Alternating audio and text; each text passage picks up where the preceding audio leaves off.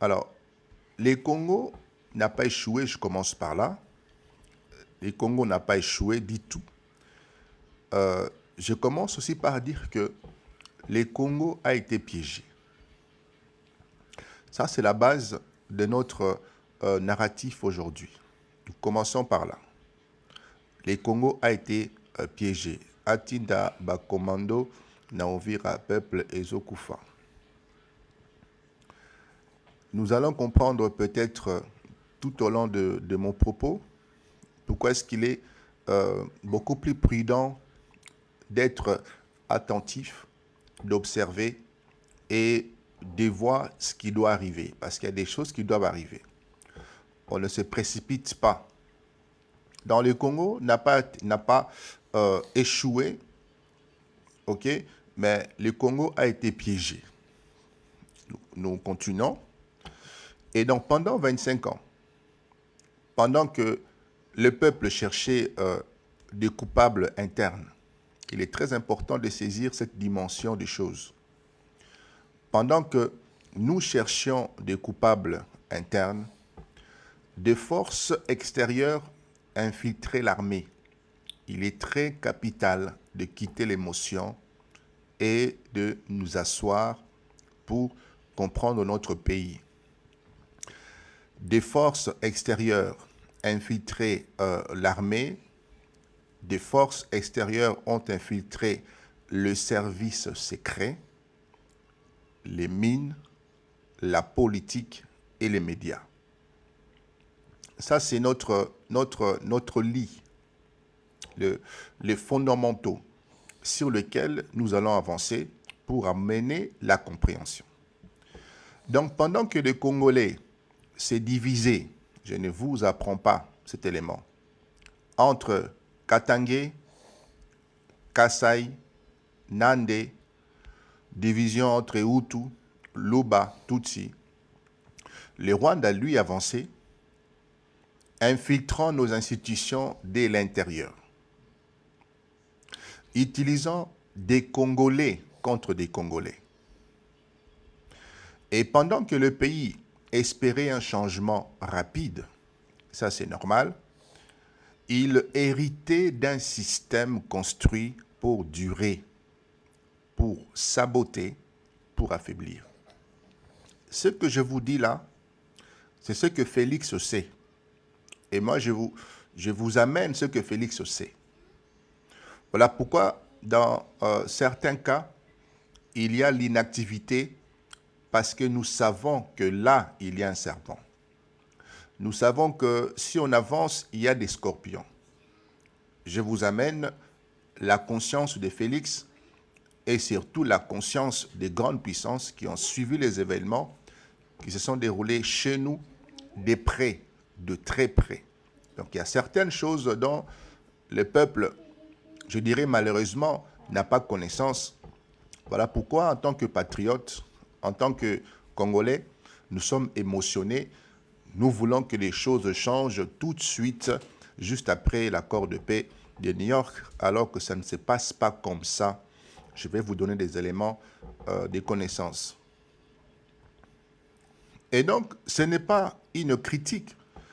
C'est tout simplement une vérité que je vous amène ici, une vérité dure, mais quand même une vérité nécessaire.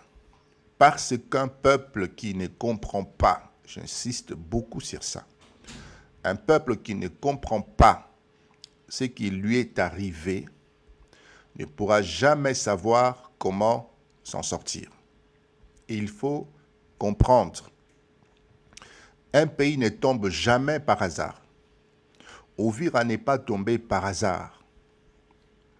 Un pays ne s'effondre jamais en une nuit.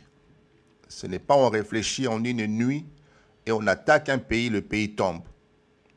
Un pays ne devient pas fragile uniquement parce qu'un président a échoué. Vous comprenez? Un pays va tomber quand ses ennemis ont travaillé pendant des années. Pendant des années. Je dis un pays est fragilisé parce qu'il y a eu un travail en amont pendant des années. Quand les institutions ont été infiltrées, quand ses frontières ont été manipulées. Un pays peut tomber quand son armée a été retournée contre elle-même. Et cela ne se fait pas en une semaine, mais ça prend de dizaines de décennies. Un pays peut tomber quand ses politiciens ont été achetés. Un pays peut tomber quand ses journalistes ont été séduits. Un pays peut tomber quand ses citoyens ont été divisés. Ça, c'est la base pour que nous ne paniquons pas. Mais il nous faut savoir que nos institutions ont été infiltrées, nos frontières ont été manipulées, notre armée a été retournée contre elle-même. Il faut savoir que nos politiciens ont été achetés. Nous devons savoir que nos journalistes ont été séduits et nous-mêmes, nous avons été divisés. Si nous n'avons pas ça comme base de notre marche, alors nous allons nous émotionner pour un oui ou pour un non. Donc, c'est ce qui est arrivé à la République démocratique du Congo depuis 1996. Le Congo vit dans une guerre visible et une guerre invisible.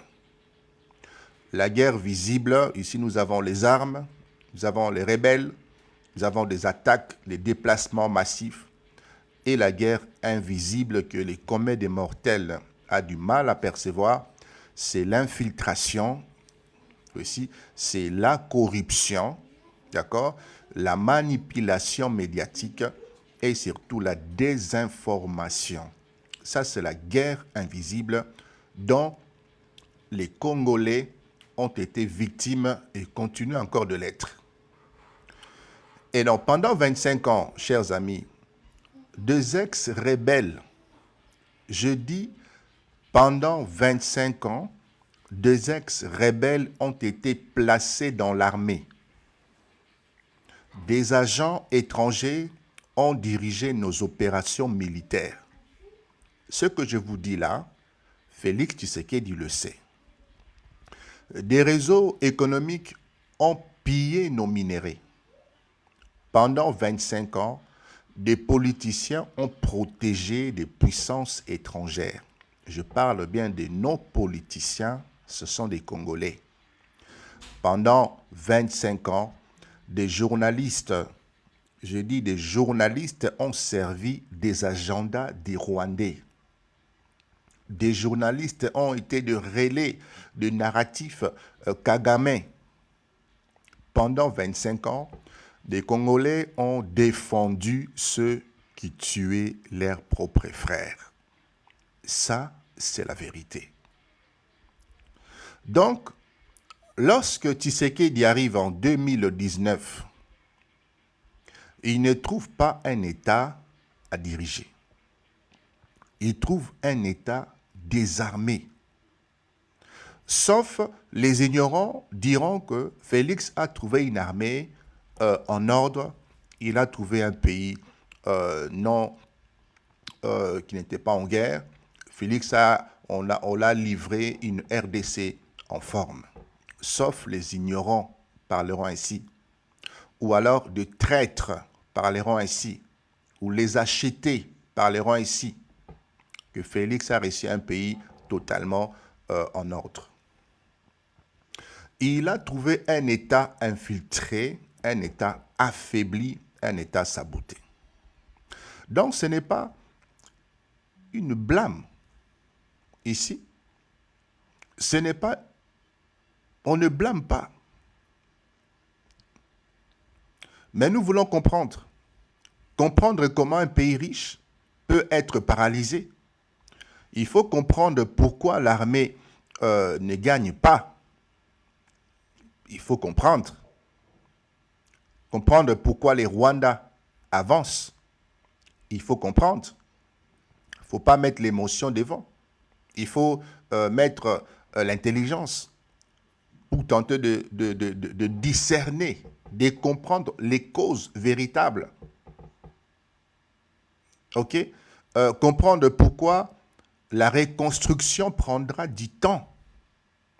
Après 25 ans d'infiltration, 25 ans de non-État, 25 ans où les journalistes ont travaillé pour le Rwanda, 25 ans où certains politiciens, leur agenda était lié à l'agenda du Rwanda, 25 ans où nos minéraux étaient livrés entre les mains de puissances étrangères. Pendant 25 ans, chers amis, si vous n'avez pas ça à l'esprit, alors nous sommes perdus. Comprendre comment un système s'est installé et surtout comprendre comment les Congos peut enfin se relever. Si nous n'avons pas la compréhension, la base, comment voulez-vous trouver des solutions par la suite? Vous allez rester à servir l'agenda de Kagame, à accuser l'ennemi numéro 1 de Kagame, c'est Tshisekedi. Mais vous êtes en train d'agir, d'accuser le président qui est en place, qui a relevé ou qui a révélé le mécanisme et qui n'a pas voulu obtempérer aux injonctions de Kagame, et vous êtes en train de faire le travail de Kagame en accusant l'ennemi numéro 1 de Kagame pour qu'il parte, afin que Kagame puisse avoir les contrôles effectifs. Vous êtes en train de faire le travail de Kigali. Vous comprenez? Parce que si vous ne comprenez pas le mécanisme, vous ne comprenez pas les fondamentaux du pourquoi la déstabilisation de la RDC, vous allez travailler pour Kagame sans le savoir. Ça s'appelle de la manipulation. Vous êtes parmi ceux que Kagame a manipulés à travers vos journalistes, à travers vos politiciens. Vous comprenez? Parce que la connaissance est la première arme. La connaissance est la première arme. Et un peuple qui comprend son histoire devient ingouvernable par ses ennemis. Il faut comprendre l'histoire. Revenons un peu très rapidement au niveau de l'Ouvira. Après, nous allons parler de l'armée. Parlons d'abord de l'Ouvira et nous parlerons de l'armée après. Ouvira, Banyamulenge, une population locale, risque de quoi exactement? Vous comprenez ici que à Ouvira, la population de Ouvira ont une hostilité très élargie des Tutsis, surtout du Rwanda. La zone d'Ouvira, c'est un carrefour d'hostilité historique et de méfiance réciproque. La population locale, surtout les Bafulueri, Bavira, Barundi, Bembe et d'autres groupes. Vous avez des groupes armés à l'intérieur. Le Mai Mai, les autodéfenses, Wazalendo, les raids de Tabara du Burundi. Vous avez les Banyamulenge, en majorité Tutsi, déjà au cœur des conflits violents sur les hauts plateaux des Minembwe, Itembwe, Fizi et Uvira. Donc, chers amis, oui, le terrain est explosif là en ce moment. Il faut comprendre les dimensions, il faut comprendre les répercussions autour de la présence de M23. Nous ne disons pas qu'ils ont occupé tout Uvira. Vous ne pouvez pas occuper tout Uvira. Ce n'est pas possible. Et donc, avec l'avancée du M23 AFCC sur Uvira, surtout par les Rwandais, on a une ville symboliquement hostile à tout ce qui est perçu comme Tutsi pro-Rwanda. Ça, c'est un élément. Vous avez un groupe armé M23 qui est associé au Rwanda, les supplétifs, les bras armés, qui est déjà accusé de massacres et de déplacements massifs dans le nord Kivu et le sud Kivu.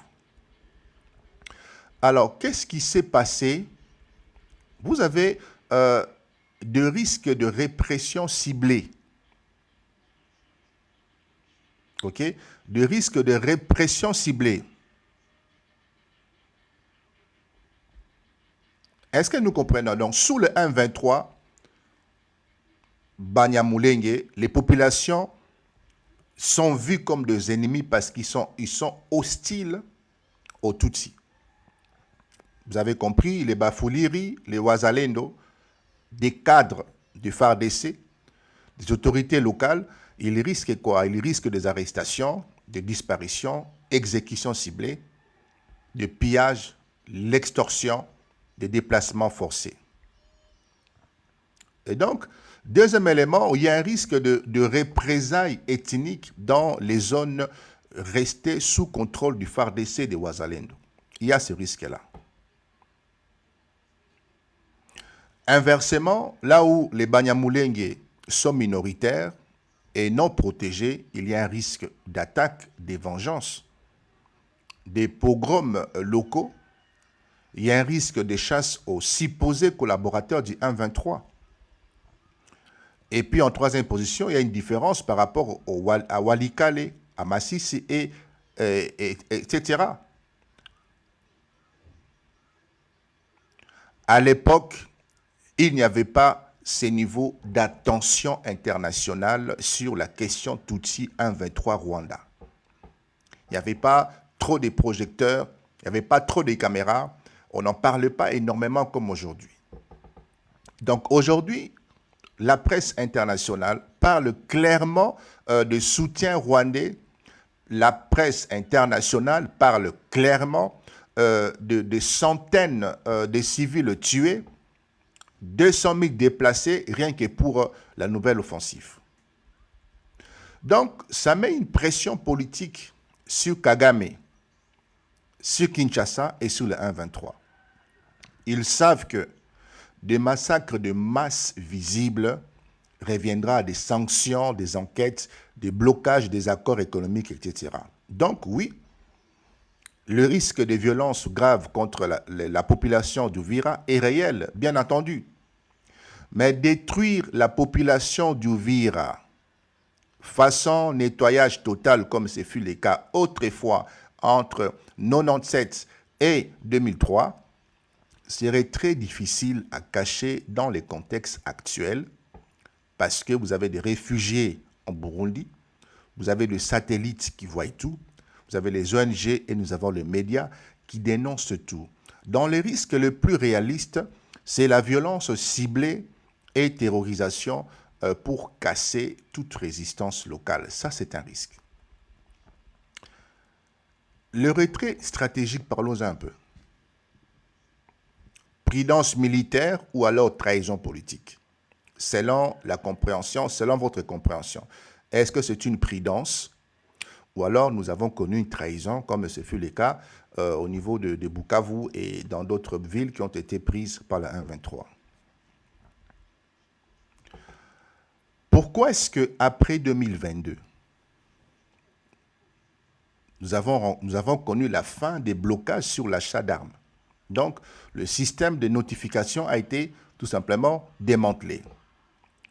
Pourquoi est-ce qu'on n'a pas anticipé pour empêcher la chute d'Uvira? C'est ce que beaucoup de Congolais se posent comme question.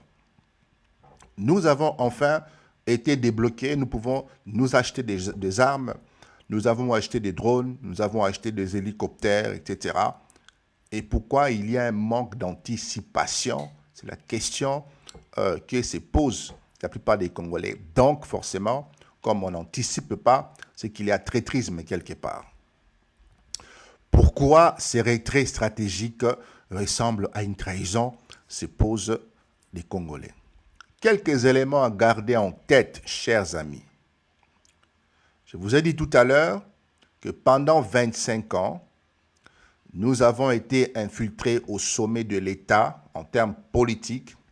25 ans durant, les journalistes congolais ont relayé le narratif en soutenant Kagame. 25 ans durant, nous avons eu des députés, des sénateurs à la solde de Kagame. 25 ans durant, l'armée infiltrait les services des renseignements infiltrés. 25 ans. Et ça en esprit. Et ça déjà en esprit. Comprenez ça déjà. Le FARDC reste structurellement affaibli.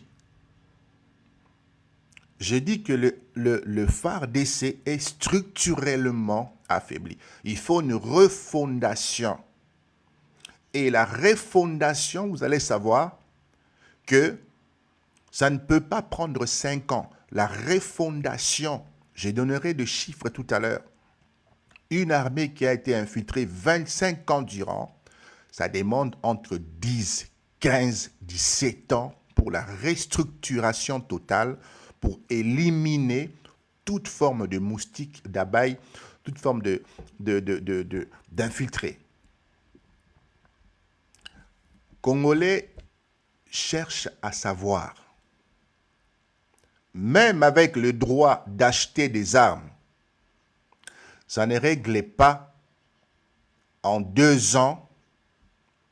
Je dis même avec l'autorisation, le système de notification a été enlevé en juin ou en avril 2022. Et donc, en 2 ans, ça ne réglait pas l'infiltration de l'armée 25 ans durant. Nous pouvons acheter les armes, mais vous avez un manque de formation. Vous savez en combien de temps les 1,23 qui sont sur le sol congolais ont été formés? Ils ont commencé à recevoir la formation depuis 2014. 2014,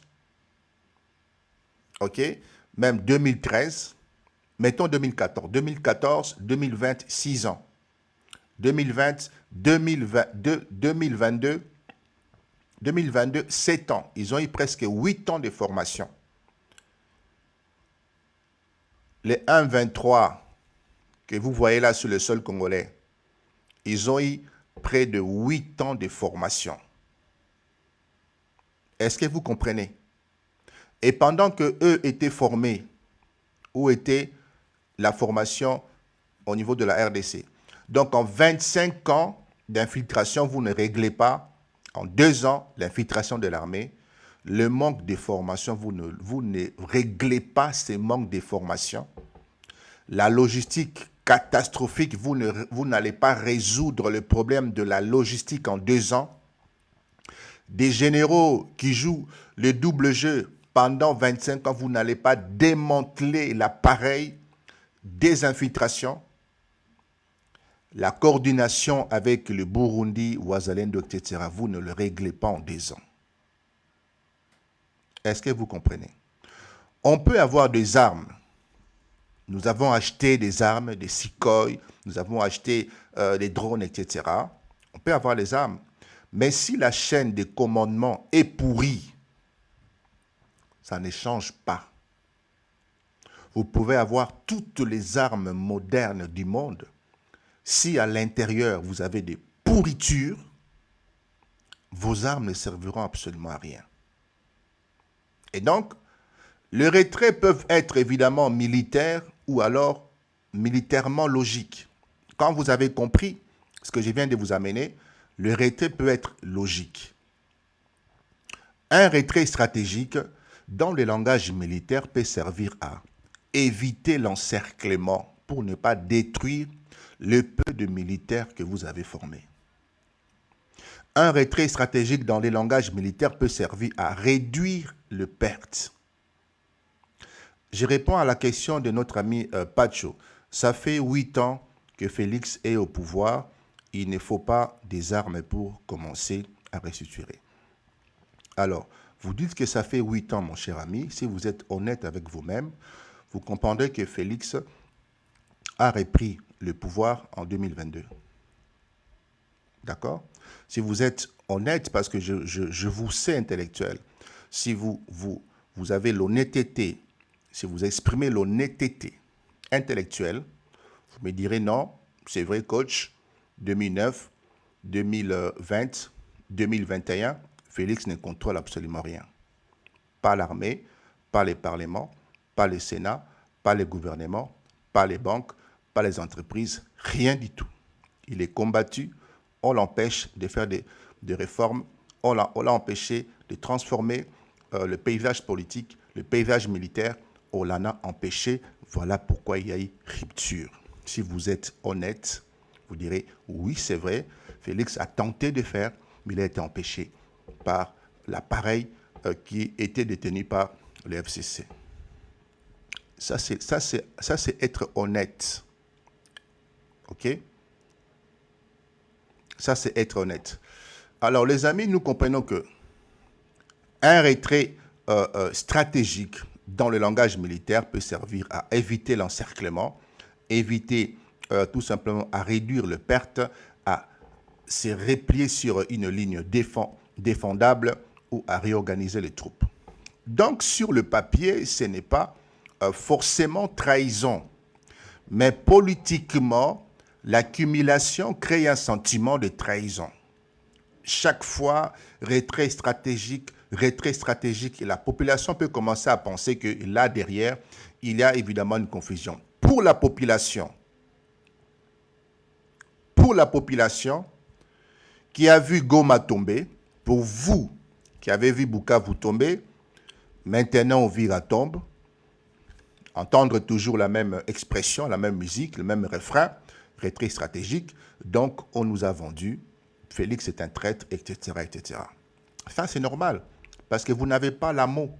Vous n'avez pas 25 ans de contamination. Vous n'avez pas en mémoire 25 ans de trahison, de Congolais, des politiciens, des journalistes, des généraux. Vous n'avez pas en mémoire cet arrière-passé, cet arrière-plan. Vous n'avez pas l'historique. Alors vous jugez sur le présent. C'est normal qu'on va développer l'émotion parce qu'on aime son pays. On veut un changement immédiat et tout de suite. Mais un changement immédiat et tout de suite, ce n'est pas possible après 25 ans de non-État. Les amis, entre infiltration de l'armée, entre la pression diplomatique, le calcul politique à Kinshasa, il existe probablement des ordres venus de très haut de ne pas aller jusqu'au bout de la confrontation avec les Rwandais maintenant. Ça, c'est vrai. Pourquoi les FARDC ont quitté Uvira et laissé la ville sans défense? J'ai expliqué tout à l'heure que FARDC a subi 25 ans d'infiltration. 25 ans. Et je vous ai dit tout à l'heure, même l'armée rwandaise a mis 12 ans pour désinfiltrer. L'armée de l'Angola a mis 15 ans pour désinfiltrer. L'Éthiopie, c'est la même chose. Donc vous n'allez pas désinfiltrer 25 ans d'infiltration en 2 ans, ni même en 5 ans. Vous n'allez pas restructurer, refonder l'armée qui a été infiltrée 25 ans durant en 2 ans. Ce n'est pas possible. C'est comme si vous voulez enlever l'eau dans le sang. Ce n'est pas possible. Donc, chers amis, mais juridiquement, factuellement, on ne peut pas directement dire qu'il y a complicité officielle ou sans preuve solide. Ce qu'on peut dire de manière raisonnable, vraiment raisonnable, il y a un mélange de faiblesses réelles, parce que manquement de formation, comme je l'ai expliqué tout à l'heure, il y a infiltration, d'accord, mélange de faiblesses réelles, d'infiltration, des chaos organisationnels et du calcul politique au sommet. C'est ce qu'on peut dire aujourd'hui. Et ce cocktail est perçu logiquement par la population comme une forme de trahison. C'est normal. Alors, l'accord de paix, Uvira tombe. Qu'est-ce que cela veut dire? Est-ce normal qu'il y ait encore des hostilités? La question que beaucoup de Congolais posent aujourd'hui, où beaucoup d'acteurs politiques infiltrés veulent désorienter, et ils veulent faire croire qu'un accord de paix résout instantanément les conflits. Chers amis, est-ce normal qu'après l'accord de paix, Uvira tombe? Y a-t-il d'autres pays où, après un accord, la guerre a continué? Telle est la question que vous pouvez vous poser. La réponse est oui.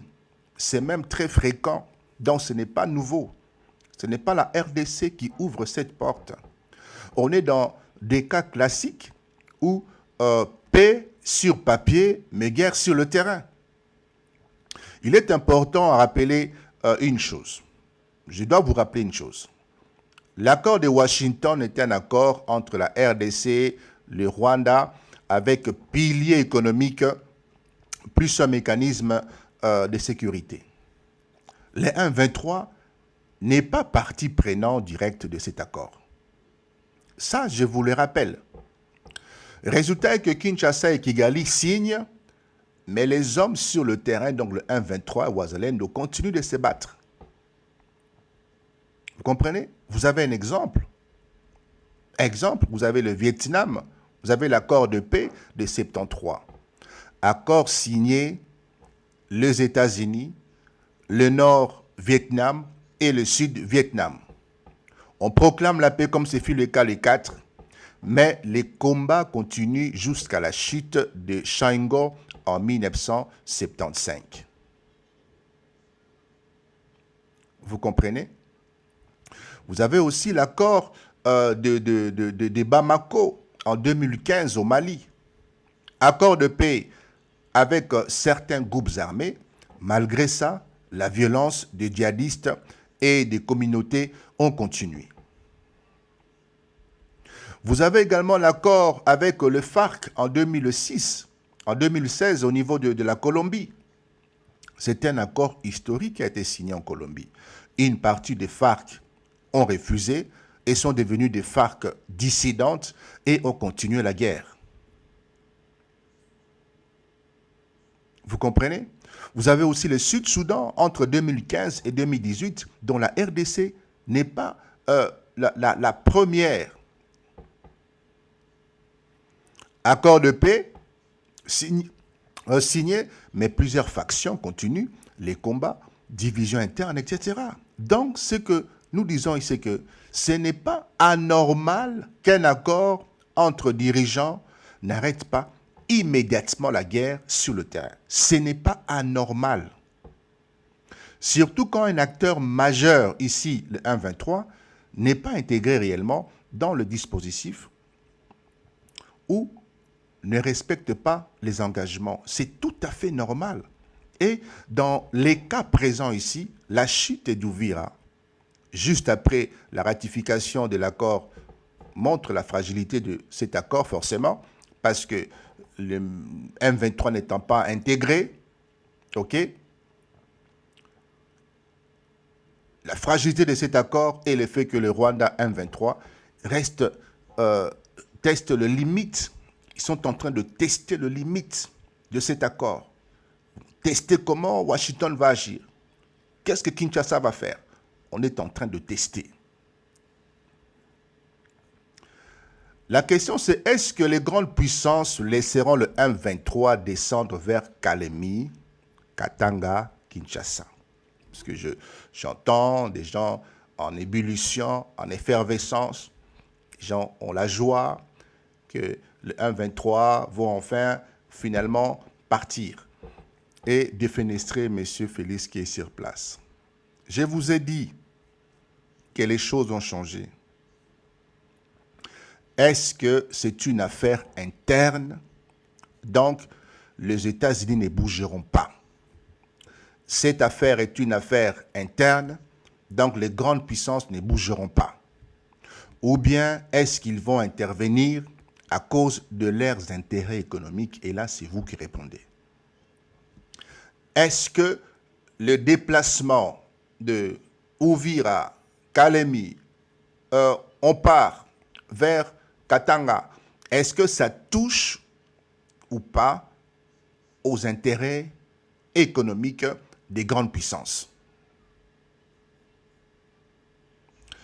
Ma chère Ruth, je vais vous répondre. Je vous réponds, je m'arrête pour vous parce que je crois que, comme beaucoup, vous aimez beaucoup votre pays et surtout vous aimez vos frères et sœurs. Je vous ai dit ceci, et j'ai déjà dit et répété sur ce panel, que la population est un tapis. La population est un pont. Si vous partez dans une dynamique de compassion, dans une dynamique de vérité ou de justice, alors vous ne comprendrez pas les enjeux qui bousculent le monde. Les États-Unis ne reviennent pas en RDC parce qu'ils aiment les Congolais. Les grandes puissances ne reviennent pas au Congo parce qu'à un moment, ils se sont réveillés et ont éprouvé de l'amour pour les Congolais. Parce que nous comptons déjà presque plus de 10 millions de morts. S'il y avait de l'amour, de la compassion pour les Congolais, les Américains seraient déjà venus nous aider depuis longtemps. Les grandes puissances seraient déjà venues nous aider depuis longtemps. Et l'Afrique aurait réagi pour que l'hémorragie s'arrête. Donc, ne parle pas dans cette dynamique où sont liées les grandes puissances, où on parle des intérêts de puissants. Les intérêts des puissants, ces puissants ne voient pas la population. OK? Ces intérêts ne voient pas la population. Les intérêts voient d'abord leurs intérêts et le peuple qui meurt, ce sont des ponts, ce sont des passerelles. C'est une réponse froide, OK? Froide, mais c'est ça la vérité. C'est ça la vérité. OK? Et donc, pourquoi ils ne laisseront probablement pas le M23 version 3 aller jusqu'au Katanga et à Kinshasa? Le président voit les intérêts de la population. Voilà pourquoi il y a une stratégie en amont que vous allez comprendre. Pourquoi est-ce que les grandes puissances ne laisseront probablement pas le M23 version 3 aller jusqu'à Katanga et à Kinshasa? Les États-Unis et l'Union européenne ont aujourd'hui investi politiquement dans le deal RDC, Europe, États-Unis. Ils ont mis leur image en jeu. Trump qui vend cet accord comme une grande victoire. L'Union européenne qui parle de sécurité de minerais. Ils ont commencé à bâtir des corridors stratégiques et ont mis un cadre de traçabilité pour la sécurisation du cobalt, des cuivres, les 3T, etc. Ça, ce sont les intérêts des puissances. Je vous ai dit que les États-Unis, l'Union européenne, nous regardaient de loin comme un pays désordonné, un pays non géré, ingouvernable, où se trouvaient de groupes armés, où la population était abandonnée. Aujourd'hui, ce n'est plus le cas. Les intérêts des grandes puissances se retrouvent aujourd'hui en RDC. Donc, la réponse est non. Les grandes puissances ne laisseront pas M23, donc Kagame, aller jusqu'à Kinshasa. Ce n'est pas possible, aller même jusqu'au Katanga. Si le 1-23 avance vers Kalemi, puis vers Katanga, puis vont menacer les gisements et les nouveaux corridors, ça mettra en danger tous les projets stratégiques des Américains et de l'Union européenne. Parce que nous parlons aujourd'hui de la transition énergétique. La transition énergétique a son cœur en RDC. J'ai déjà dit ici à plusieurs reprises que d'ici 2050, nous n'aurons plus de carburants, les véhicules, les industries, les usines ne fonctionneront plus à l'aide des énergies fossiles. Et donc, nous basculons vers un autre monde. Nous basculons vers l'électricité, nous basculons vers des batteries, nous basculons vers le monde vert. Et ce monde vert sera possible seulement si la RDC est sécurisée. Je le dis et je le répète. Aujourd'hui, la bataille, c'est qui va contrôler l'énergie de demain. Aujourd'hui, nous parlons de la traçabilité.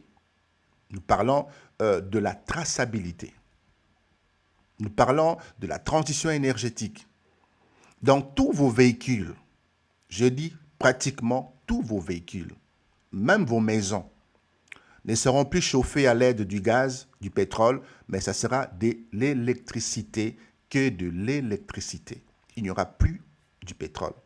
Donc c'est une transition fondamentale, une refondation en termes énergétiques.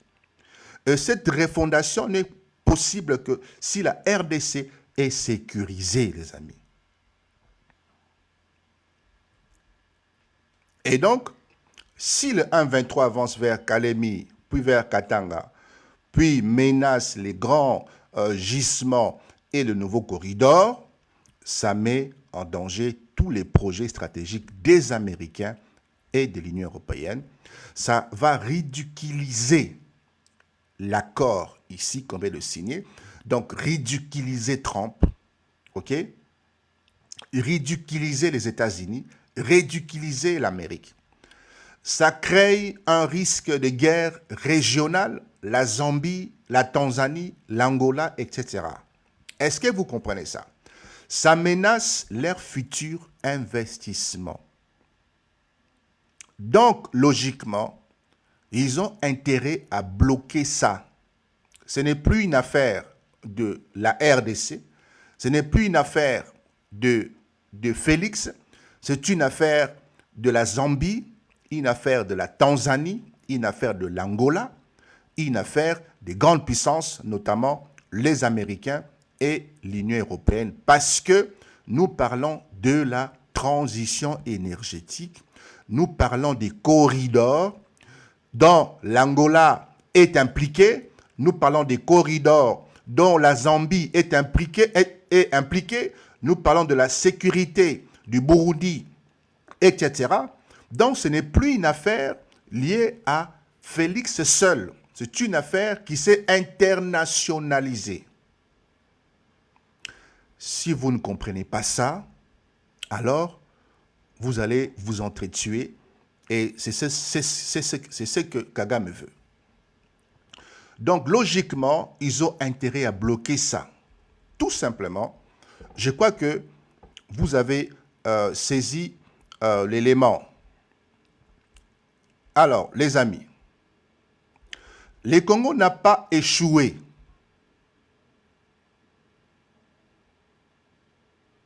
Le Congo a été infiltré. Pour comprendre la solution, il faut enfin comprendre le piège. Lorsque Félix Tshisekedi arrive au pouvoir, en janvier 2019, il ne trouve pas une armée, il trouve un système verrouillé, un héritage de guerre, un état de sécurité fragmenté, construit pour protéger un régime et non pour protéger et défendre la nation. C'est ce qu'on appelle ici le secteur de la sécurité. Et donc en RDC, la sécurité sector était un champ de mines invisible. Alors, l'armée congolaise, une structure cassée, une structure infiltrée, une structure politisée.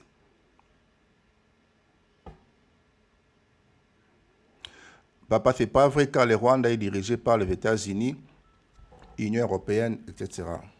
Mais je l'ai expliqué, mon cher ou ma chère. Le Rwanda, ok, je vais vous répondre très rapidement.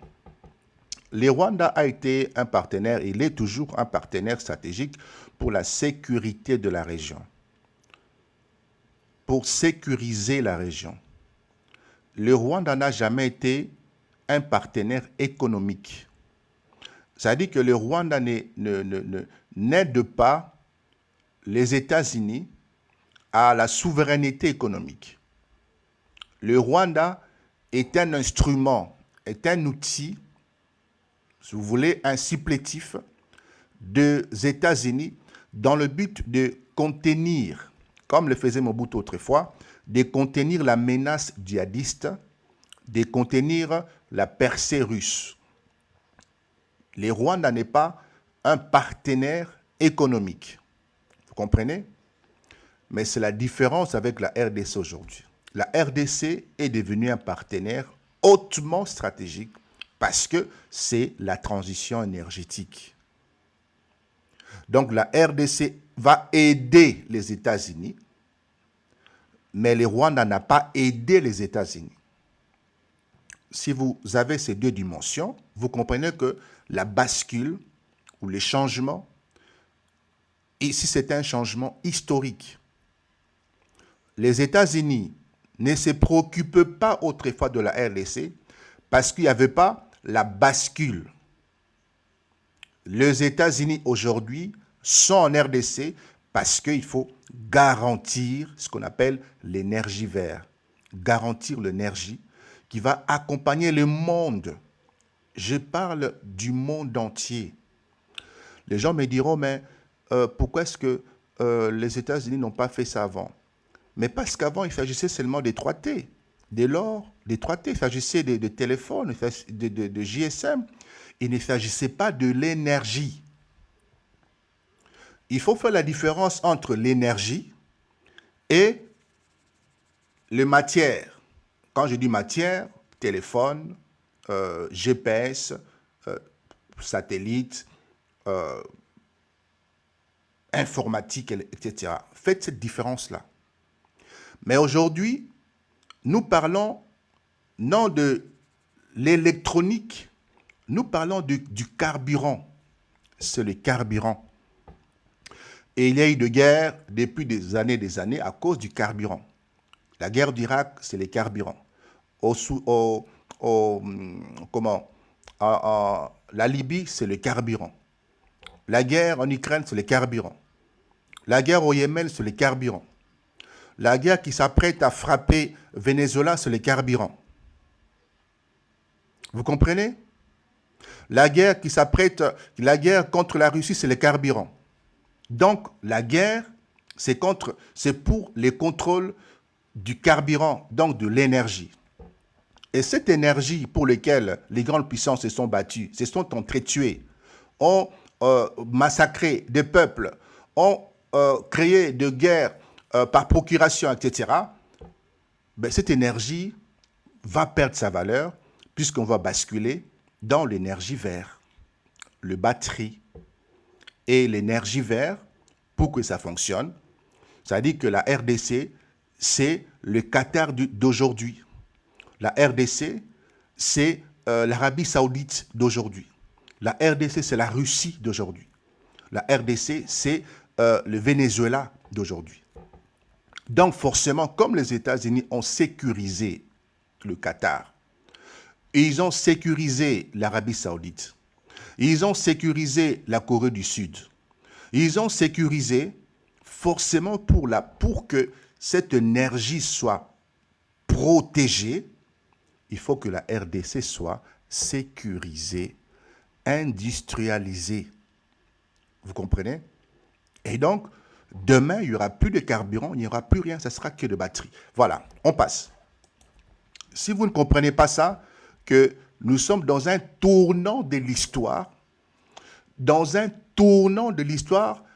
le monde n'a jamais connu, comme hier, le monde est passé du charbon au pétrole. Le monde qui a passé du charbon au pétrole, quand les grandes puissances ont découvert le pétrole, nous avons connu la Première Guerre mondiale et la Deuxième Guerre mondiale. Est-ce que vous savez que la Première Guerre mondiale et la Deuxième Guerre mondiale, c'est l'énergie, c'est le pétrole, c'est le contrôle des corridors? Est-ce que vous le savez? Ok. Alors, les amis, une structure cassée dans l'armée, infiltrée et politisée. Moi, je parle et je donne des faits historiques. Vous me dites, vous êtes totalement à côté, vous êtes à côté de la plaque, mon ami. Restez à côté de la plaque. Alors moi, qu'est-ce que vous voulez que je vous dise, moi? Je vous donne des faits. Allez chercher pourquoi la Première Guerre mondiale. C'est quoi la raison, véritable la raison? C'est l'énergie. Deuxième Guerre mondiale, c'est l'énergie. Vous pensez que c'est quoi? OK? Alors, 2019, les FARDC ne sont pas une armée moderne en 2019. C'est un patchwork des groupes armés intégrés. Il faut comprendre ça. Depuis 2003, l'armée congolaise est construite avec le ex-RCD, le ex-CNDP, le ex-M23, les milices locales, les anciens Maï-Maï, les officiers achetés et infiltrés rwandais camouflés sous nationalité congolaise. Ça, c'est l'armée congolaise. CNDP, CRCD, M23, Maï-Maï, officiers achetés et certains Rwandais camouflés sont entrés dans l'armée, ont formé l'armée. Résultat, c'est que c'est une armée sans culture commune. Depuis 2003, ok? Une chaîne de commandement totalement brisée, totalement cassée. Ok? Totalement cassée.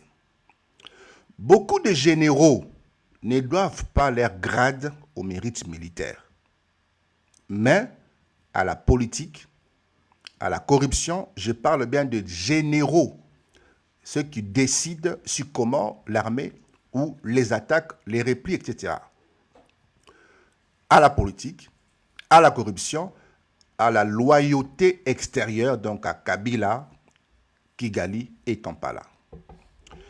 Et puis vous avez des zones entières contrôlées par des réseaux pro-Rwanda. Vous avez les Nord Kivu. Certains officiers travaillaient plus pour Kigali que pour Kinshasa. Vous avez le Sud Kivu, des officiers liés au Banyamulenge, armés par les Rwandais, le CNDP, et vous avez, comme je citais tout à l'heure, ici, le RCD, CNDP M23. OK? Et donc, l'armée congolaise servait plus à gérer l'économie illégale de minerais qu'à défendre le pays. On le dit clairement, ok, Félix n'a pas hérité d'une armée, Félix a hérité d'un compromis militaire construit par les rebelles eux-mêmes. Vous avez la police nationale, le PNC, politisé également, corrompu, instrumentalisé. Et donc, au niveau national, la police est un outil politique. Sous Kabila, la police servait à protéger le régime, à réprimer les manifestations et à surveiller les opposants. Cette police mal formée, mal équipée, même les bases de la gestion des foules étaient inexistantes. Infiltration des réseaux mafieux. De nombreux officiers de police étaient liés aux trafiquants, aux politiciens, aux réseaux d'affaires régionaux. Les services secrets, les ANR, DEMIAP, renseignements militaires, les ANR, Agence nationale des renseignements, l'ANR était le cœur du pouvoir kabiliste. Elle fonctionnait comme un État dans un État. Dossier secret sur tous les politiciens, surveillance massive, ce qui est normal, infiltration dans les médias, églises, ONG, influence directe du Rwanda et de l'Ouganda dans certaines antennes du Kivu. La DEMIAP, renseignement militaire, encore beaucoup plus infiltré. Cher ami les rois, Ne parlez pas de 7 ans, parlez plutôt de 4 ans. Je ne reviendrai pas sur mon propos. Encore plus infiltrés avec des officiers pro-rwandais, d'autres travaillant discrètement pour les Rwandais, des agents formés au Rwanda pendant la période RCD. Les renseignements militaires de FARDC. Certains officiers clés donnaient les plans à Kigali, vendaient des positions militaires et livraient des pillages à l'ennemi, des villages à l'ennemi, en échange d'argent ou de protections. C'est ce que les spécialistes appellent une compromis, structure des renseignements compromises. La structure des renseignements compromises. Les amis, le lien malsain entre armée, services secrets, politique et économie. Si nous ne comprenons pas ce que a reçu comme bagage, comme héritage, comme structure, nous allons jeter de pierre sur Félix. Nous allons le demander de démissionner. Nous allons faire le travail de Kagame. Beaucoup de Congolais font le boulot et sont des acteurs ou sont des relais de Kagame sans le savoir. La sécurité, les réseaux pro-Kabila, les réseaux pro-Rwanda, les réseaux économiques du trafic de minerais. Ces trois forces contrôlaient quoi? Réseaux pro-Kabila, les réseaux pro-Rwanda et les réseaux économiques du trafic de minerais. Ces trois forces contrôlaient les nominations, contrôlaient les promotions, contrôlaient les opérations militaires, la protection des trafiquants, la manipulation de l'information. Qui contrôlait ça? Les réseaux pro-Kagame, les réseaux pro-Kabila et les réseaux économiques du trafic de minerais. Alors pour beaucoup d'officiers, défendre les Congo n'était pas la priorité. La priorité, c'était protéger les réseaux, protéger le business, protéger Kigali ou Kabila, selon les cas. Et donc, lorsque Félix Tshisekedi arrive au pouvoir, il ne prend pas les contrôles de l'armée. Il entre dans un labyrinthe construit par 20 ans de guerre, d'accords mal négociés, d'intégration de rebelles et d'infiltration étrangère.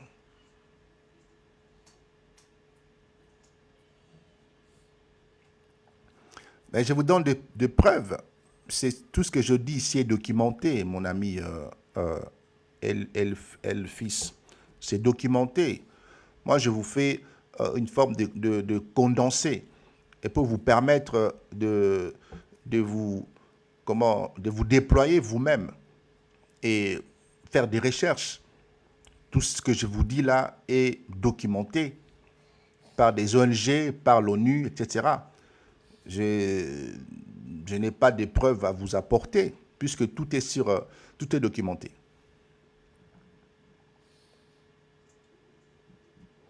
Les amis, ce n'est pas une armée malade.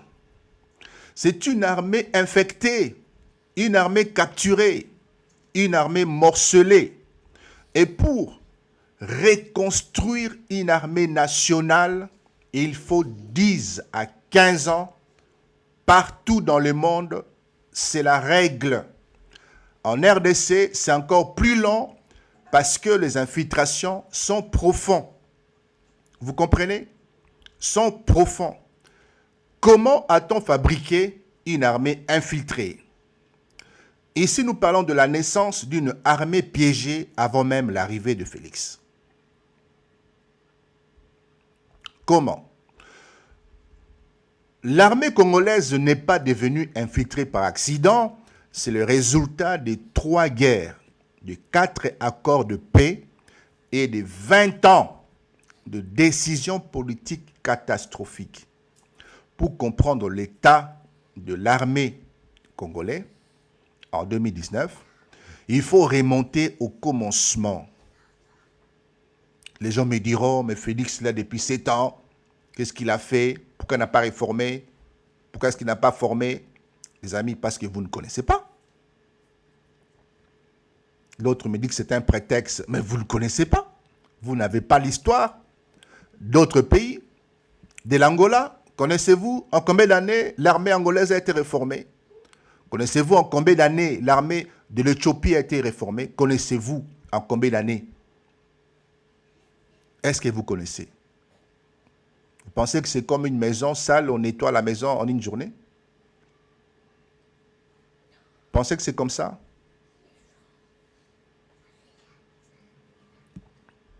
Ce n'est pas comme ça que ça fonctionne. Hein? Donc, 1996, c'est là qu'on a planté la bombe. L'AFDL, à la nouvelle armée, une construction déjà contaminée, cher ami, entre 96 et 97, l'AFDL entre au Congo avec des troupes rwandaises et ougandaises. L'armée zaïroise originelle s'effondre. L'AFDL de Laurent Désiré Kabila gagne avec le soutien direct de Kigali et de Kampala. Les services rwandais infiltrent la sécurité congolaise dès la fondation du nouveau régime. De la fondation du nouveau régime, le service secret rwandais infiltre déjà l'appareil militaire. Donc, dès le début, les officiers contrôlés par les Rwandais se retrouvent dans la nouvelle armée congolaise. 98-2003, la deuxième guerre du Congo. Les pays coupés en deux. À l'est, contrôlé par les Rwandais via le RCD Goma des Roubaix-Roi. À l'ouest, Kinshasa avec sa propre armée. Et chaque camp crée son armée avec ses officiers, ses services de renseignement, ses loyautés étrangères. Et la future armée du FARDC va devoir fusionner tous ses ennemis, les pièges parfaits. C'est là que tout, la boucle est bouclée. Vous comprenez? Et puis, les accords de paix et les brassages, mixages, ça c'est la porte d'entrée des infiltrations. Après 2003, les accords imposent d'intégrer tous les groupes armés dans une seule armée nationale. C'est là qu'on appelle le brassage. On mélange des combattants venant des régions différentes pour créer une nouvelle unité. On appelle ça le mixage. On prend des unités entières d'un groupe rebelle. On prend des unités entières d'un groupe rebelle et on les place avec d'autres sans les séparer. Le résultat est clair. Au lieu de détruire les réseaux rebelles, on les a légalisés, on les a installés au cœur de l'armée, au cœur du FARDC. Et donc, les rebelles entrent avec leurs officiers, ils entrent avec leurs armes, leur structure de commandement, leur loyauté au Rwanda, leur stratégie d'infiltration. Les Rwandais ont compris immédiatement que le mixage était sa chance historique de faire quoi?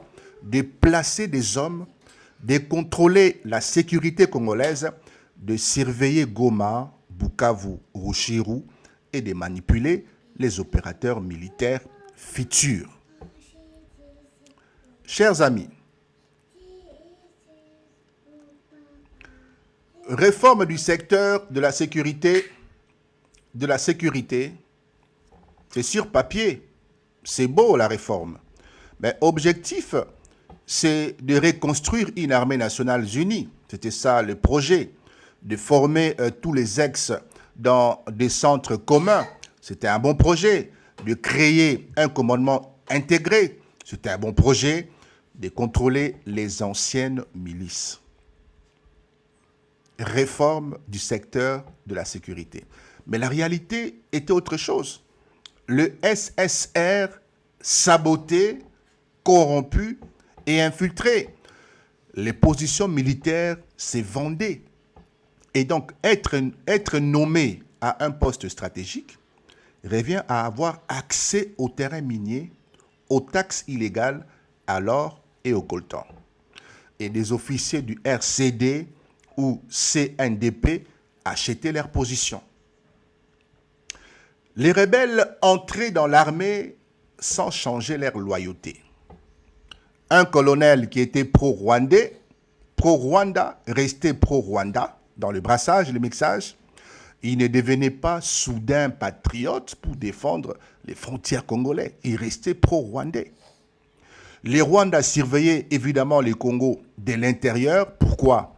Parce que des officiers intégrés envoyaient des rapports à Kigali via des téléphones satellites, via des réseaux commerciaux, via des ONG et des relais Banyamulenge ou Tutsi congolais infiltrés dans l'armée. Nous parlons de l'intégration massive. Cette intégration massive a créé une armée schizophrène. Un capitaine de FARDC était parfois un ancien RCD dans le groupe de Tutsi sous le commandement de Roubaix-Roy. Son commandant, ancien Maïmaï, son colonel de brigade, ancien CNDP, ou son général, ancien réseau Kabila. L'intégration massive a créé une armée schizophrène. Je dis ceci, un capitaine FARDC était parfois un ancien du RCD. Et donc, la loyauté était multiple. Efficacité zéro sur le terrain. Les accords de paix ont créé une armée entreprise. Et donc, chaque général devenait patron de mine, protecteur de trafiquants, ami des groupes armés locaux. Chaque général devenait un intermédiaire avec Kigali et Kampala. C'est ce qu'on appelle une armée dominée par des chefs de guerre. Vous comprenez? Alors, pourquoi ce système profitait au Rwanda? Parce qu'une armée divisée, c'est une armée incontrôlable. Une armée infiltrée est une armée incapable d'attaquer les Rwandais et ne pourra jamais attaquer les Rwandais. Une armée infiltrée, c'est une armée qui protège le trafic rwandais. Et donc, entre 1996 et 2018, la RDC n'a pas construit une armée. Kabila n'a pas construit une armée. Elle a, au contraire, fabriqué ce qu'on appelle un Frankenstein militaire, un mélange de rebelles, d'ennemis, de miliciens et d'infiltrés étrangers, à l'occurrence des soldats rwandais. La bombe était déjà allumée avant Félix. Lui, il arrive juste au moment où la mèche touche la poutre.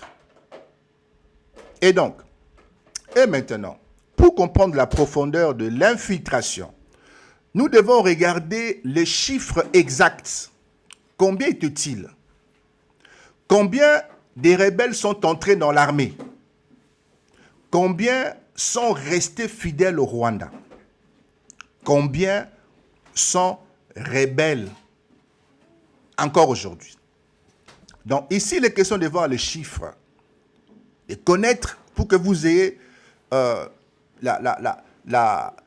teneur, la compréhension réelle de la dimension de détresse dont Félix a hérité comme armée. Les chiffres qui font peur: RCD, CNDP, M23, Banyamulenge dans l'armée congolaise. Je répète, les chiffres qui font peur, parmi lesquels se trouvent des groupes de RCD, CNDP, M23, Banyamulenge, sont dans l'armée. Le MLC sont des Congolais. Alors, quand on parle d'infiltration, les gens pensent que c'est une théorie, mais l'infiltration, ce sont des chiffres, des hommes, des unités entières intégrées dans l'armée nationale. Aujourd'hui, on va donner quelques chiffres essentiels pour que nous ayons réellement une perception claire. Nous commençons par les combattants du RCD Goma, le groupe des Roubaix-Rois, intégré après 2003. Et donc, entre 2003 et 2006, le RCD Goma, pro-Rwanda, un Rwandais d'ailleurs, dirigé par Azarias Roubaix-Roy, obtient une énorme part dans le brassage. Énorme part dans le brassage. Le chiffre est clé. Ouvrez bien vos oreilles. Entre 15 000 et 20 000 combattants RCD ont intégré l'armée congolaise. Environ 6 brigades entières créées à partir du RCD. De dizaines d'officiers supérieurs pro-Rwanda sont placés dans les renseignements. Ils sont placés dans la logistique. Si vous paralysez la logistique, vous ne gagnerez aucune guerre. Finance. Ils sont placés dans le finance militaire. Ils sont placés dans le commandement de brigades. Vous comprenez? Et donc, beaucoup de ces officiers resteront loyaux, évidemment, à Kigali, même après leur intégration. OK? Intégration d'anciens rebelles. Et puis, vous avez les combattants du CNDP, de Laurent Kunda, Bosco Tangana, intégrés après 2019. Ozo loba makambo oyo ozo maîtriser. Mon ami, toi, je te fais sauter. Tu quittes de là. Je te coupe directement, je te bloque. Voilà, bye bye. Si vous êtes un corrompu, ici je ne vais pas des corrompus.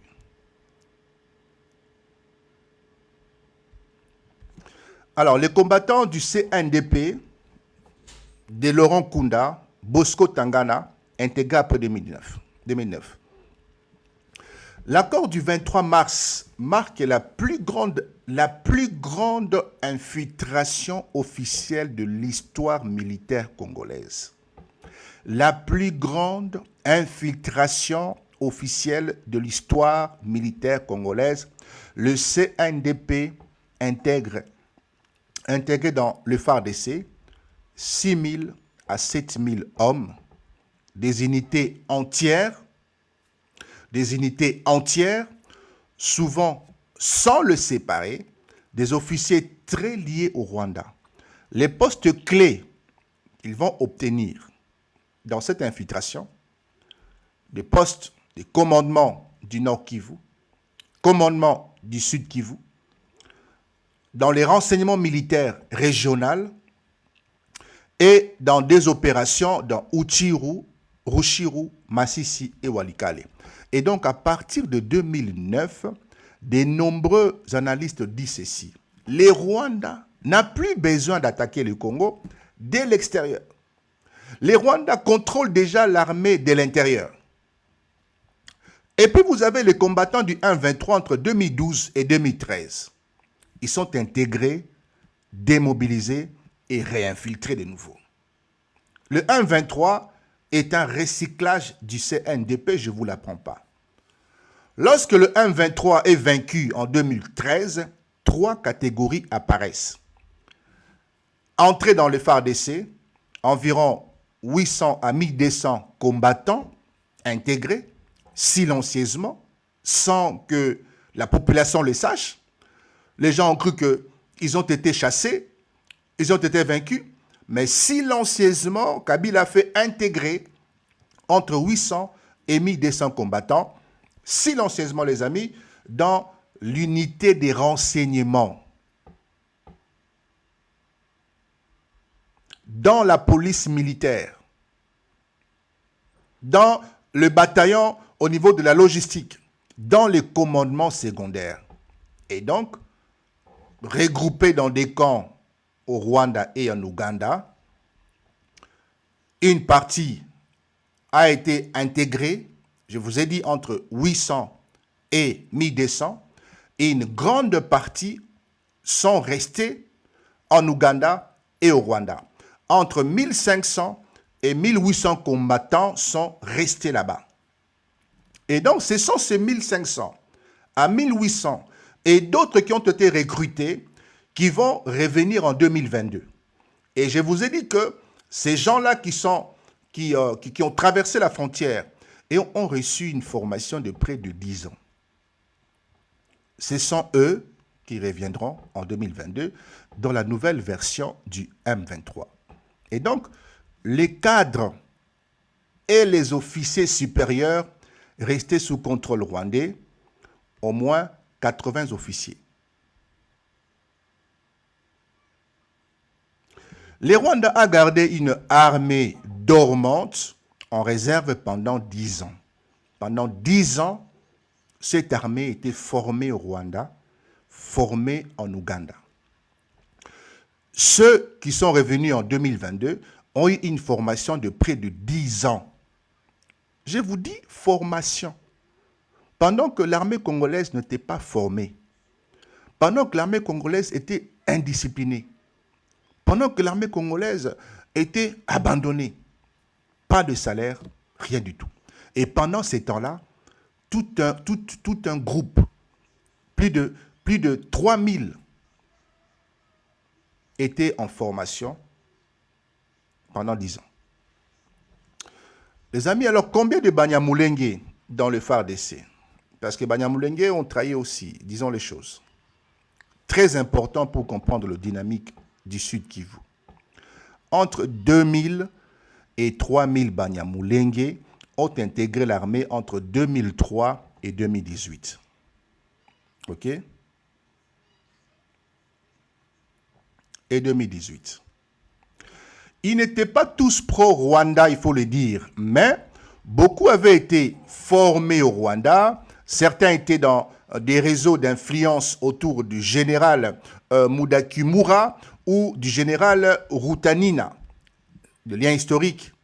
Et plusieurs ont obtenu des postes disproportionnés dans les unités sensibles. Par exemple, renseignement, unité spéciale, commandement dans les hauts plateaux, pilote des opérations contre Babembe, Bafuliri, Banindu, ce qui créait évidemment des tensions au sein de ces différents groupes. Vous comprenez? Alors, pourquoi tant d'hommes sont retournés en rébellion entre 2009 et 2012? Pourquoi? Parce que ces groupes n'ont jamais intégré l'armée pour devenir FARDC. Ils sont entrés dans l'armée pour protéger les réseaux, se positionner pour les terrains miniers, pour espionner pour les Rwandais, geler des zones stratégiques pour préparer une future rébellion. Vous comprenez? Quand Kigali décide,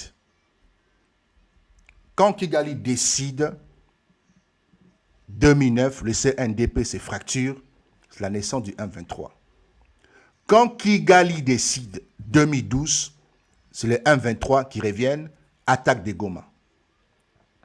Quand Kigali décide, 2022, retour massif, guerre actuelle, nous sommes encore là aujourd'hui. C'est ce qu'on appelle tout simplement ici, ces groupes sont intégrés les jours, mais sont rebelles la nuit. Les chiffres qui expliquent tout, plus de 30 000 ex-rebelles ont intégré l'armée congolaise en 15 ans. 30 000. Est-ce que vous vous imaginez que l'armée rwandaise n'a que 45 000 soldats? Vous vous imaginez que l'armée rwandaise n'a que 45 000 soldats? L'armée ougandaise a moins de 30 000 soldats? Vous vous imaginez que plus de 30 000 ex-rebelles ont intégré l'armée congolaise? Est-ce que vous vous imaginez un peu les chaos?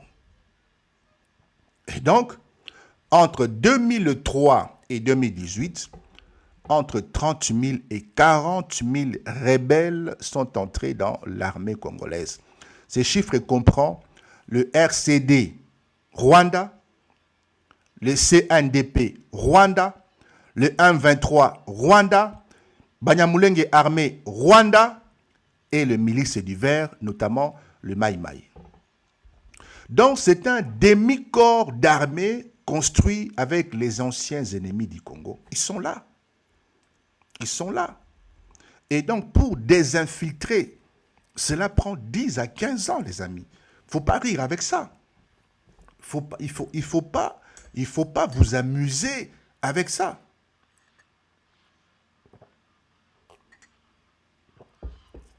Pour désinfiltrer plus de, je dis 25 ans d'infiltration, il faut 10 à 15 ans, les amis, ce n'est pas de blague. Pourquoi ça doit prendre tant de temps? Pourquoi? Parce que on doit identifier qui est loyal, qui est infiltré. Ce n'est pas un travail de jeu aux cartes. On doit renouveler les écoles militaires.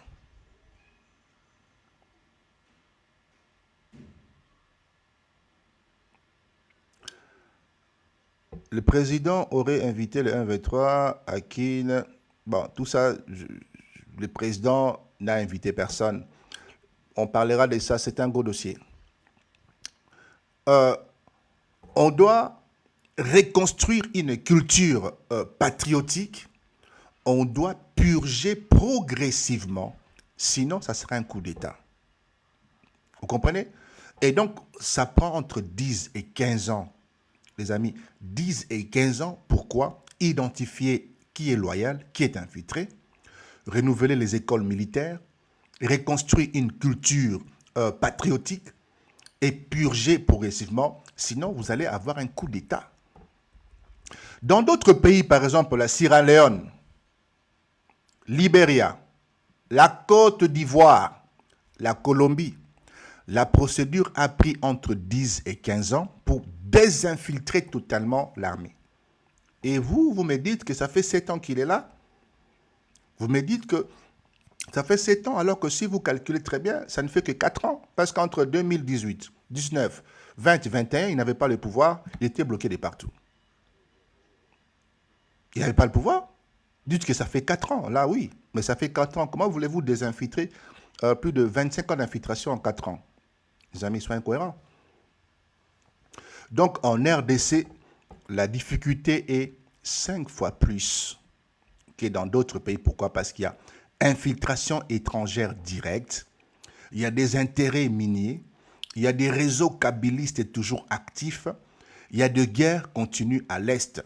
Donc ça sera beaucoup plus difficile qu'en Sierra Leone, au Libéria, en Côte d'Ivoire, en Colombie, au Rwanda. Le Rwanda a mis 15 ans pour le faire.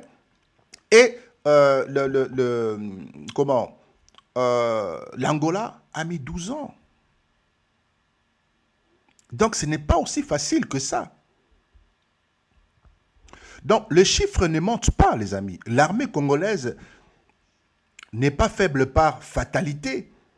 Elle est faible parce qu'on y a installé des milliers d'hommes loyaux au Rwanda. Ils sont beaucoup. Des réseaux économiques et des cellules dormantes prêts à se réveiller.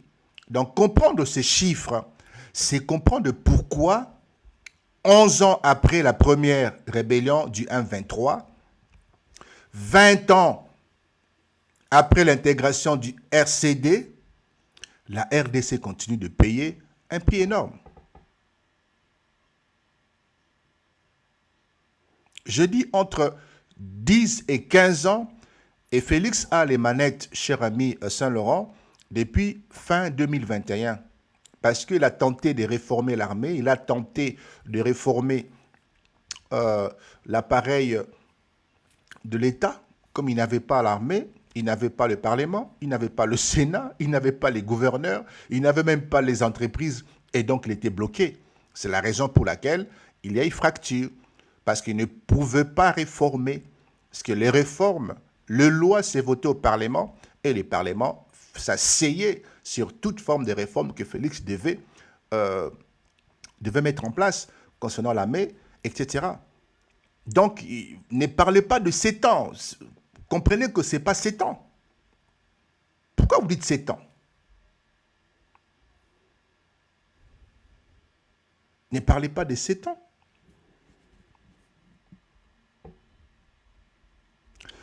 Les amis, la guerre invisible, comment des Congolais alimentent une guerre contre leur propre pays, et peut-être que vous allez vous retrouver là-bas. La guerre qu'a vue la RDC n'est pas seulement une guerre de balles, c'est une guerre invisible, une guerre intérieure dont certains d'entre vous, vous trouvez dedans sans le savoir, ou vous le savez. C'est une guerre dans la tête et dans les réseaux de l'État. Et ce qui choque le plus, chers amis, ce n'est pas l'ennemi extérieur qui déstabilise la RDC vraiment, c'est que cette guerre est alimentée par des Congolais eux-mêmes, des Congolais qui sont vendus, des Congolais manipulés, ou des Congolais qui sont achetés par des puissances voisines, notamment le Rwanda. Les amis, qu'est-ce que la guerre hybride? La guerre hybride. Une guerre hybride, mélange armé, plus politique, plus médias, plus économie, plus psychologie. Les Rwandais n'attaquent jamais un seul front, ils attaquent tous les fronts en même temps. L'infiltration militaire, l'infiltration politique, le contrôle de l'information, la pénétration économique, la manipulation des communautés, la division ethnique, les réseaux dans les églises et les ONG, la corruption d'élite congolaise. Voici toutes ces branches dont le Rwanda s'y est expertisé. C'est une guerre moderne sans déclaration officielle. Comment les infiltrés congolais sabotent l'état de l'intérieur, chers amis? Vous avez 4 catégories d'infiltrés qui alimentent la guerre contre la RDC. Vous avez le militaire pro-Kigali, qu'on a déjà énuméré plus haut, ou pro-Kabila, encore actif dans l'armée. Ce sont des officiers qui transmettent des positions aux rebelles. Ce sont des officiers qui retardent volontairement les opérations. Des officiers qui sabotent la logistique en termes de munitions qui n'arrivent jamais. Le carburant n'arrive jamais. Ce sont des officiers qui évitent d'attaquer certaines positions tenues par les Rwandais. Des officiers qui protègent les routes des contrebandes minières. C'est ce qu'on appelle ici la menace interne.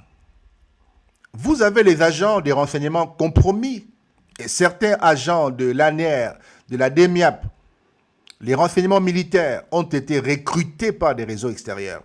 Ce sont des ennemis internes. Ce sont des salopards. Ce sont de vrais salopards. Ce sont des Congolais. Ils surveillent les patriotes. Ils transmettent des informations stratégiques. Ils protègent les criminels économiques. Ils fabriquent de fausses informations pour diviser le Congolais. Ils orientent des arrestations contre les mauvaises personnes. Ce sont des salopards. Ce sont des traîtres. Ces gens-là doivent être arrêtés et fusillés.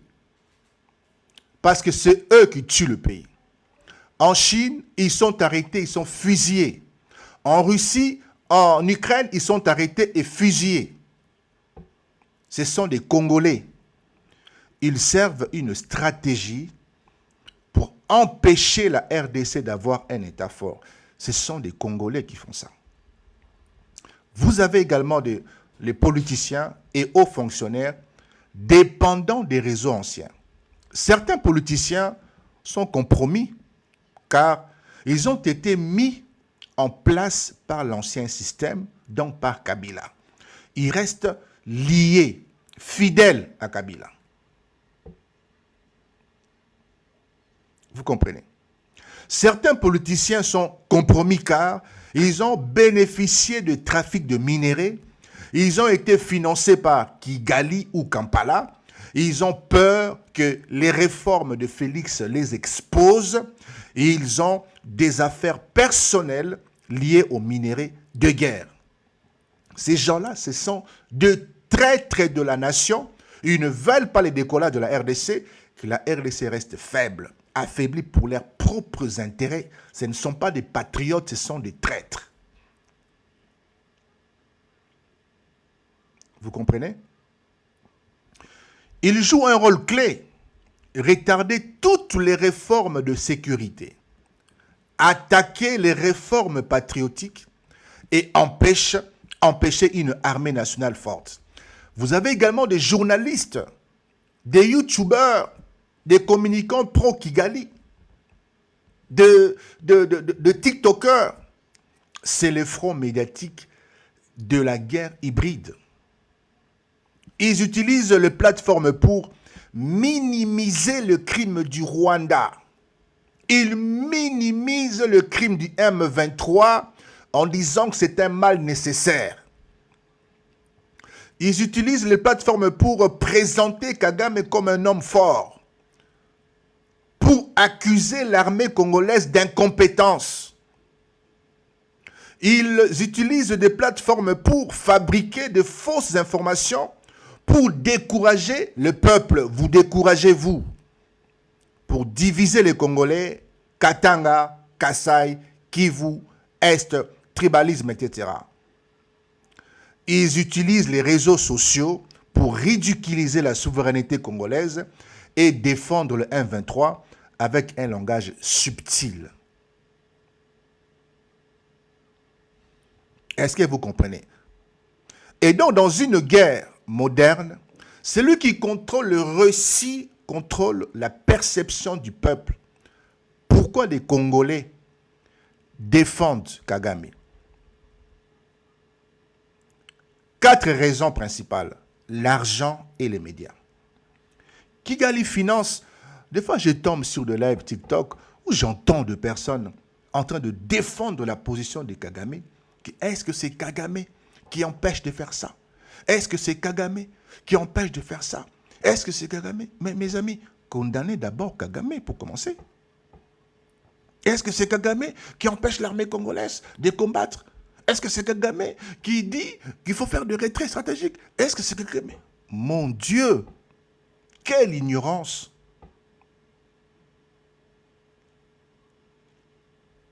Quelle ignorance!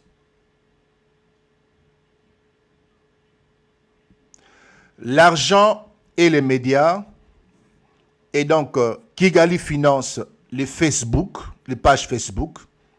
Kigali finance les influenceurs, j'en connais beaucoup sur les réseaux ici. Kigali finance des journalistes en exil, vous les connaissez. Kigali finance des activistes médiatiques et les ONG écrans. Il y a également la peur ou la protection. Certains se sont enfuis du Congo pour échapper à la justice, échapper à la pression politique. Kigali leur offre asile, ils donnent du travail et la protection. Donc tu décides de t'exiler en France, en Allemagne. Kigali comprend, Kigali te contacte directement. Toi, je te comprends, tu es frustré par les régimes de Kinshasa. Je suis d'accord avec toi et d'ailleurs, je vais financer ton média pour que tu dénonces Kinshasa. Il y en a tellement beaucoup. Tu n'as pas de morale à nous faire parce que tu es un V3, n'est-ce pas, Père Gabriel? Et donc, les amis, Kigali va offrir l'asile, le travail et la protection. Vous avez le lavage idéologique.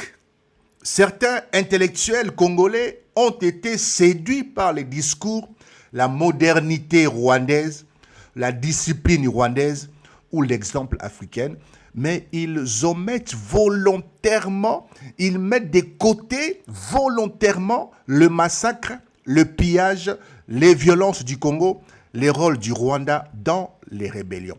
Ils mettent ça de côté volontairement.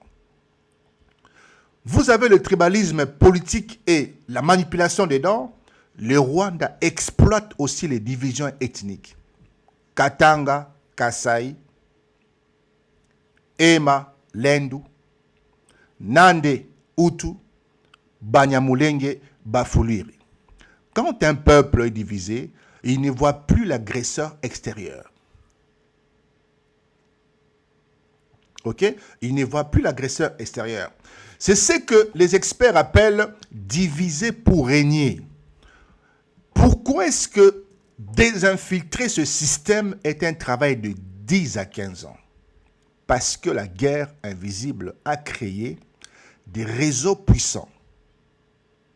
Des réseaux puissants, ces réseaux contrôlent les nominations, le budget, la promotion, les opérations militaires, le chaîne des contrebandes minières. Et donc, une armée avec double loyauté. Un officier FARDC qui peut servir les Congo le matin et servir Kigali la nuit. Une administration qui sabote les réformes.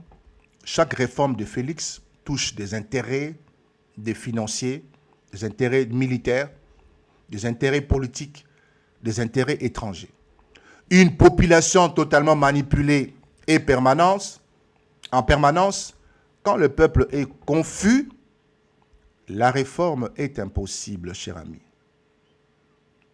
Et donc, la RDC ne subit pas seulement une guerre militaire, elle subit une guerre hybride, armée, politique, dans l'économie, le média surtout, l'infiltration et la psychologie. Et la vérité choquante est la suivante, cher ami, l'ennemi n'est pas seulement à l'extérieur. L'ennemi, ici, s'est installé dans les institutions congolaises. L'ennemi est dans le média. Des journalistes congolais, ce sont des ennemis de la République démocratique du Congo parce qu'ils gardent ce narratif qui dédouane le Rwanda. Ils ne condamnent pas le Rwanda. C'est pour cela que reconstruire un État demande du temps, ça demande du courage et un niveau de patriotisme que beaucoup n'ont pas encore compris. Vous comprenez? Beaucoup n'ont pas encore compris. Les amis, vous allez monter dans peut-être 10 minutes. Je vois vos demandes. Je ne refuse pas de vous faire monter, mais laissez-moi d'abord terminer. Pourquoi des Congolais défendent Kagame et pourquoi Kigali élimine systématiquement ses propres cadres congolais? Nous allons parler du cas de Magloire Paluku, un cadre du M23, assassiné très récemment ici. Pourquoi certains Congolais défendent Kagame? Parce qu'ils ne connaissent pas l'histoire. Beaucoup de Congolais ne connaissent pas l'histoire. Parce que depuis 1996, tous les Congolais que Kigali a utilisés dans ces guerres ont fini éliminés. Je dis que tous les Congolais utilisés par Kigali dans des attaques contre la RDC, pratiquement tous ont été massacrés. Vous avez le cas de Kisase Ngandou. Il est où? Massassou, il est où? Rutebuka, il est où? Kavira, Ngabo, Kaindo, ils sont où? Et aujourd'hui, Magloire Paluku, un cadre important du M23, retrouvé mort juste après la prise d'Uvira. Cette histoire que vous connaissez fortement. Chaque fois, c'est le même schéma. Les Rwandais utilisent les Congolais pour donner un visage local à ces rébellions, puis ils les effacent dès qu'ils deviennent trop visibles, trop informés ou trop indépendants. C'est là. C'est ça l'histoire. Et pourquoi certains Congolais défendent Kagame? L'argent, numéro 1. Kigali finance des cadres, des communicants et des influenceurs. 2. La protection. La protection. Certains doivent leur sécurité ou leur carrière au Rwanda. 3. Le lavage idéologique. L'image d'un Rwanda moderne séduit ceux qui ignorent les crimes commis au Congo. Vous avez 4 impositions, les fractures internes du Congo. Kigali exploite les tribalismes, Katangé, plus et Kassaya, Nande et Hutu, etc. Tout cela constitue une narrative warfare, guerre de récit. Ok? Le schéma historique. Kigali utilise et puis élimine les Congolais qui deviennent gênants. Commençons d'abord par André Kisase Ngandu, exécuté en 1997. Le cofondateur de l'AFDL, congolais, qui refuse l'hégémonie rwandaise. Il a été exécuté à Kisangani par les réseaux pro-Kigali. Vous avez Anselme Massassou, exécuté en 2000. Un autre cofondateur de l'AFDL, éliminé car devenu trop indépendant, victime de la guerre interne entre LDK et Kigali.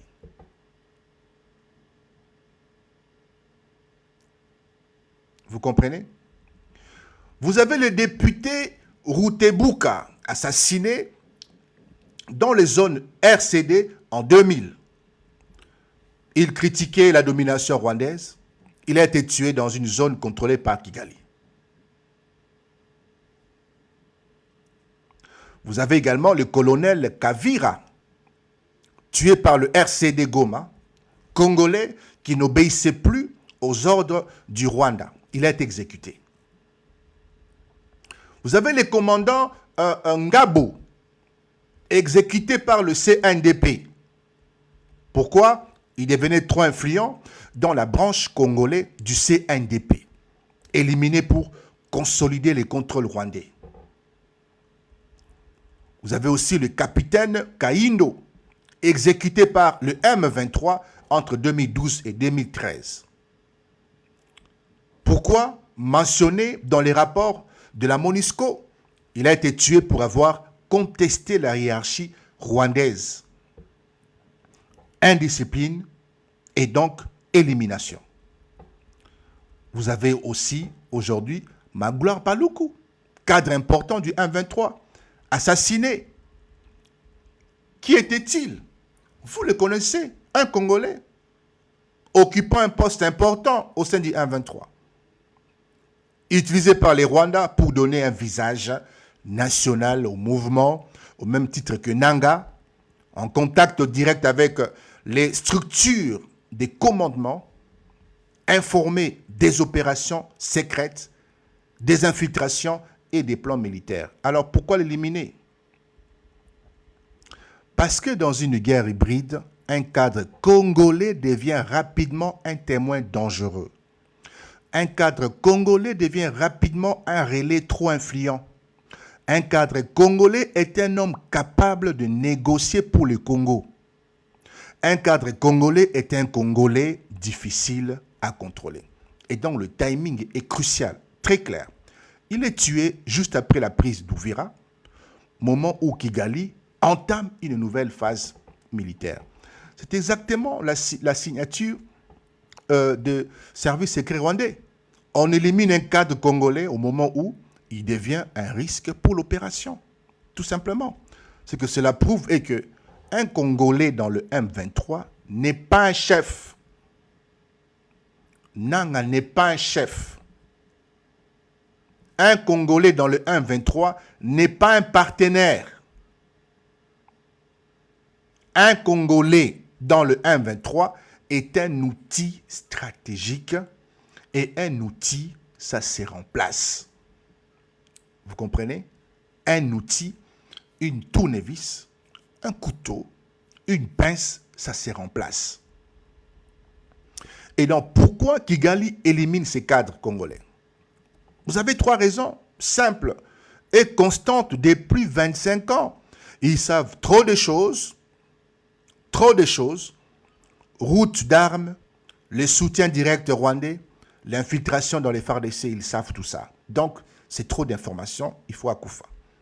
Ils deviennent trop visibles ou populaires.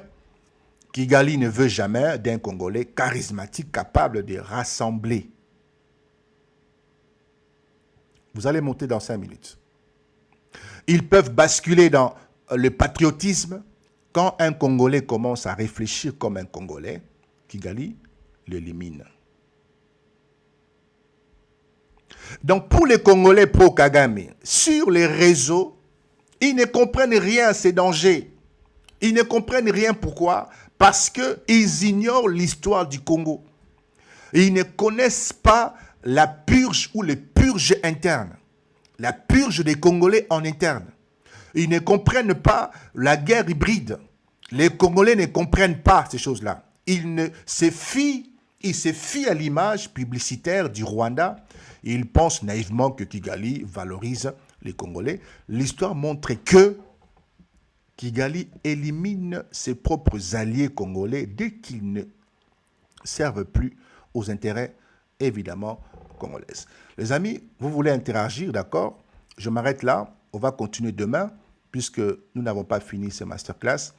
Je vous fais monter pour échanger et nous allons continuer l'infiltration, expliquer encore davantage, parce que nous devons nous arrêter là. Je dois protéger ma voix, puisque ma voix, c'est aussi mon outil de travail.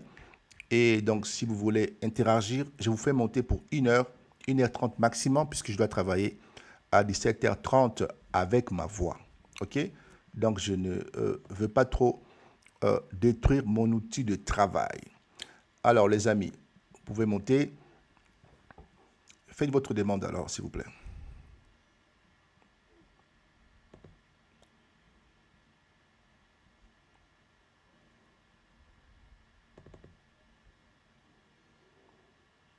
Alors, un instant, je vous fais monter tout de suite.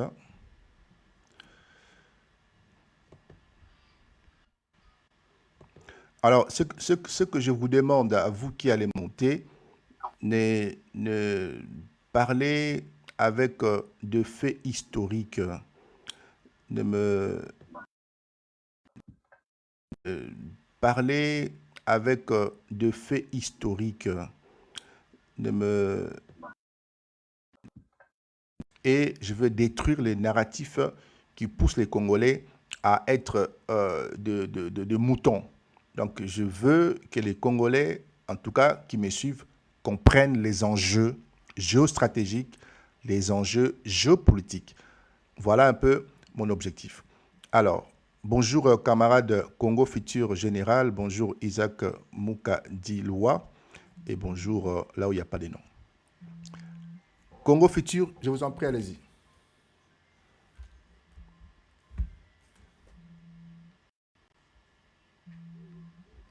Congo Futur.